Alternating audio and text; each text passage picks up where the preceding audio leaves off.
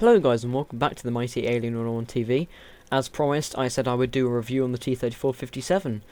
I don't know if this will be as in-depth as the Tiger 1 review I did before, because I haven't played this tank as much, to be honest, and I don't really like the Russian tanks, to be honest. So, well, if we have a look at the research tree, a bit of lag there, sorry about that guys. I haven't really researched much. I mean, I got the T-34-57, I got the KV-2, Su-85, and that's it with Tier 3. I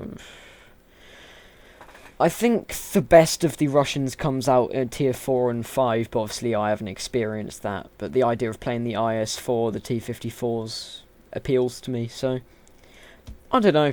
I guess I'll find out how it's like when I get there. But anyway, let's focus on the T-34-57.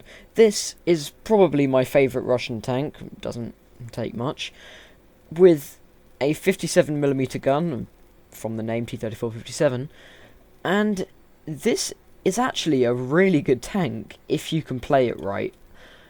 You can, 57mm gun gives it excellent armour penetration, as it is the start of Tier 3. And with the normal rounds, you get 115mm penetration at 10 meters. Say you're shooting at someone an average of, 250 meters, you'll get around about 100mm of penetration there, which is excellent for the start of Tier 3. And then you can go one step further and get the upgraded AP rounds, but bearing in mind, even though it's got high penetration at 10 meters, 100 meters, 500 meters, when you have a look at the 2000 meter penetration values, it's actually less, so the further it goes, the less it's got.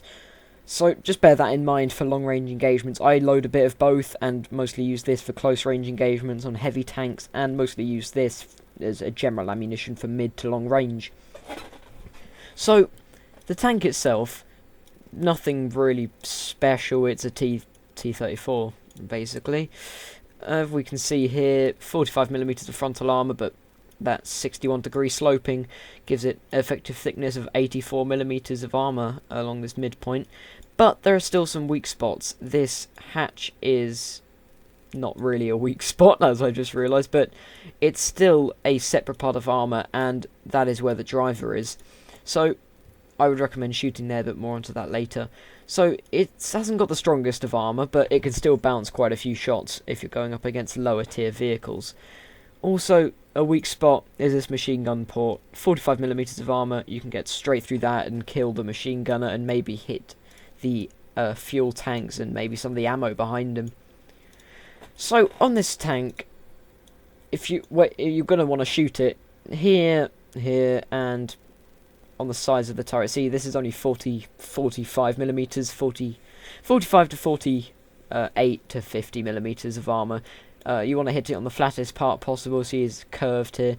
You want to hit it right on here. Try and avoid the gun mantlet because it's just a bit thicker. See, if you hit it right next to the gun, or on the right side of the gun as you look at it, you could take out the gunner quite easily, and then it may shatter off the back of the turret and kill the loader. As you can see, there isn't actually a commander. I presume the commander is the gunner or the loader. I'm not really sure, to be honest.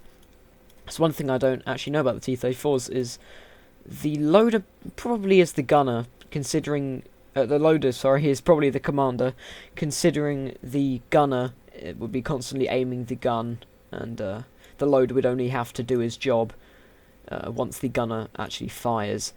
But I'm not really sure about that one, guys. But it's still only a 4-man crew, so all you got to do is knock out 3 of them to get a kill. As you can see on the sides, fuel tank, fuel tank, fuel tank, fuel tank. This thing, if you get shot in the side, you'll be lucky to survive. Shot right here, you're going to die. It's going to go through, hit the ammo, hit the legs of the gunner and the loader, go through, hit the other side of the ammo, if it hasn't shattered already, and maybe even hit the fuel tank on the other side. It's a bit of a death trap.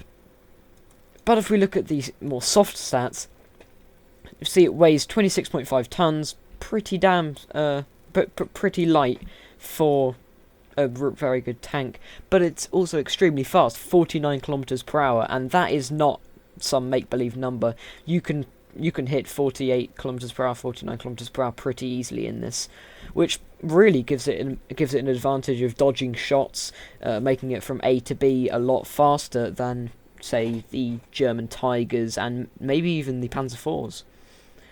See, the engine power, I can't really say anything about this, I don't know much about the engines, but 450 horsepower at 2050 RPM, I don't know what that means, to be honest. 41 degree maximum inclination, yeah, pretty good. Turret rotation speed, 15 degrees per second, that's pretty good, I'm not gonna lie. It could be better, but it's not awful. Good vertical guidance, that's gun depression and elevation, I presume that's what you'd say. -5 degrees is not the best, but plus 28 is pretty damn good. We've gone over the hull armor, turret armor. Armor penetration on this gun we've gone over, and reload rate, what really gives this tank an edge for me. 5.9 seconds for a reload, and that is with, if we have a look here, that is with the basic qualification on the tank crew and level 14 weapon reloading. So, really, this is quite a fast firing anti-tank tank. I absolutely love this tank. So, that's the review done. We'll get into some games. So here we are, guys, we are in an arcade battle. We're going to jump straight into our T-34-57. As you can see, I've got a good mixture of the normal AP and the upgraded AP. And I forgot to mention this, guys, in the garage. This is actually a custom skin. I didn't really like the normal skin on the T-34-57, so I got a nice dark green new coat of paint. So we're going to start off, go to the eastern side of the map. I never go to the eastern side, so this will be interesting. I am recording this live, so let's see if my luck can continue from my Tiger review. So as you can see here, the acceleration isn't too good, but we are going uphill at the moment. This is an average sort of speed right now. The gun, as you can see, is I think it's longer than the previous T-34, the 1942s, the 1941s. See the turret rotation speed here. It's very nice. Okay then. War Thunder physics never fails to amaze me. So the enemy team's already capturing. Oh boy, let's not go around there. Yeah, I do not want to get shot at this in this tank because, to be honest, this is close. To be honest, if I get shot right now, the chance of being one-shotted is so high that I really do not want to take the risk, and I want to try and get some good gameplay for you guys. Oh, it's a okay, but still, as you can see, the shot velocity is absolutely amazing on this tank, and you can see the very fast reload. We were getting shot in the side. Gun depression fail. Oh no. It's the German KV-1. The bane of my existence, in a nutshell. See if we can get a cheeky shot off. Could have been worse, I suppose. So, me and this T-34-85 Velcro tanks are attempting... Ow. Oh, that's a good kill. I do say so myself. We're attempting to stay alive right now in this position. I don't know how injured is Gunner. I don't know how we're still alive, to be honest. We're taking so many hits. Oh boy. The armor's surprisingly holding up quite well. I'm not sure exactly what's shooting us. We got another nice kill there. I'm not too proud of my kills in arcade, to be honest, because it's pretty damn easy to get them. Oh, I missed the sweet spot just then. Shame on me! Right there. Boom. I'm not sure what we can do against this KV-1, because I don't think I'll be able to hit him. Then again, he's not hitting me.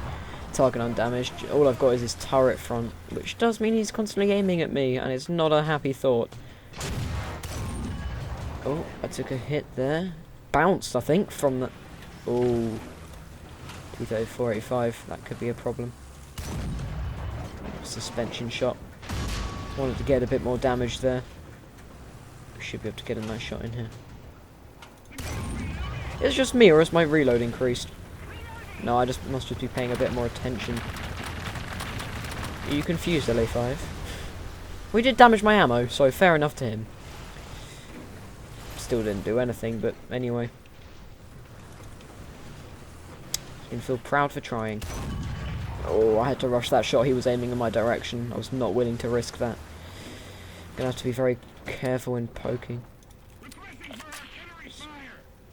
Call in artillery barrages to try and clean up the area. Oh, he's dead. It's all good. Nobody's on A. Not that I can see anyway. Nope. Oh, no, no, no, no! There we go, boys and girls. The one-shot potential in the T-34-57. Straight through a fuel tank, hit my engine, shattered, killed my loader, injured my gunner, and my machine gunner. Well,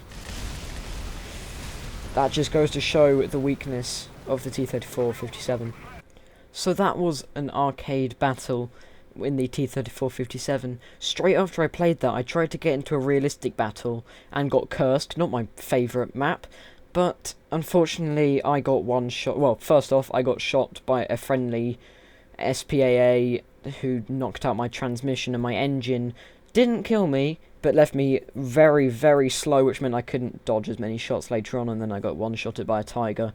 Jumped into another realistic battle, got Kursk again, and got one-shotted by a Tiger again, and I just could not get a good, realistic battle for you guys. I'm sorry, I did try, but I'm afraid you're just going to have to gather how good the T-34-57 was from the review and the arcade battle. It is a good tank, just not compared to the Tiger. I mean, at long ranges, like mid to long ranges, you can't even pen the front of the Tiger, and whilst he's aiming on at you and can most of the time one-shot you.